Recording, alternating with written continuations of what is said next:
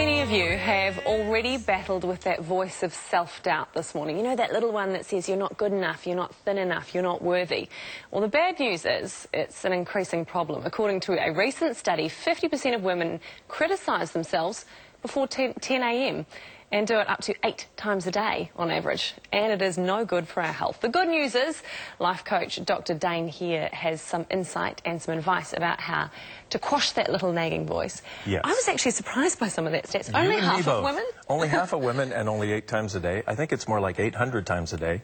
I think it's probably more like 98% of women and also 98% of men, which the study did not mention. So this isn't just a women's problem, but is that something women maybe talk about more often, that negative self-talk? I think it's exactly what it is. You know, women have the freedom to talk about it. They have friends where they share, they get together, they say, hey, this is what's going on.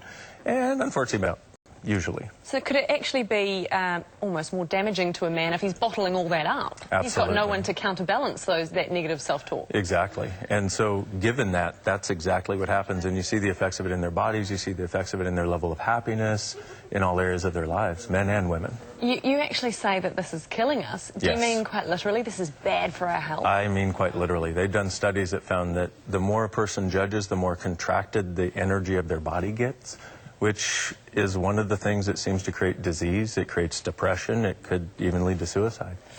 So why are we so bad at this? Is this a recent phenomenon, or have we always been bad at criticizing I ourselves? think both, actually. I think it's on the rise, and I think part of it is we're taught that when we're little kids. You know, when you're a little kid, mom and dad try to teach you right from wrong, which instills in you a sense of judgment, and you want to not do what's wrong, you want to do what's right. So you have this constant state of judgment in your head about, am I doing right or am I doing wrong, from there, from school, from our friends.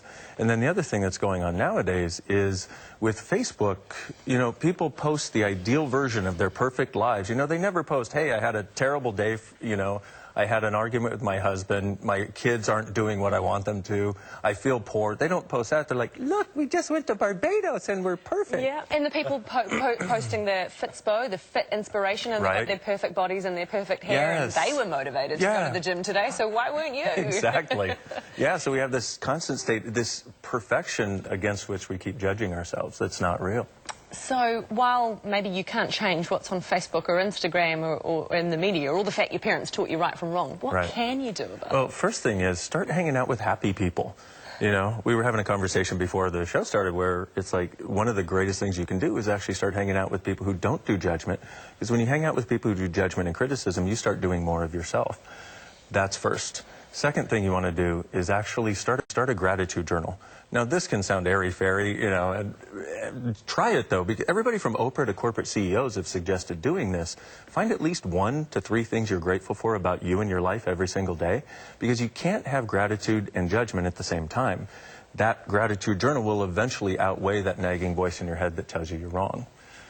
So how do you switch then? So that's one way of kind of quashing the negative talk. But how do you actually become your own cheerleader? So you, instead of saying, I can't do that, you say, I can do that. And that's exactly what is required. In the moment where you find yourself saying, I can't, just like go, stop. Is this the life I really want to live? And you want to ask, what else is possible here? And how does it get any better than this? Because what happens is we're not looking for better when we're judging ourselves. We're looking for what's wrong. And one of the other tools that you can use is get your body moving. Because the endorphins that are created when you get your body moving, a jog, you know, kickboxing, whatever it is for you, yoga, aerobics, whatever, that starts to counteract that once again, that nagging voice of judgment. It all makes so much sense. I'm going to start putting some of these things into practice. Thank you so much for your time this morning. Thank you. Dr. Dain Heer.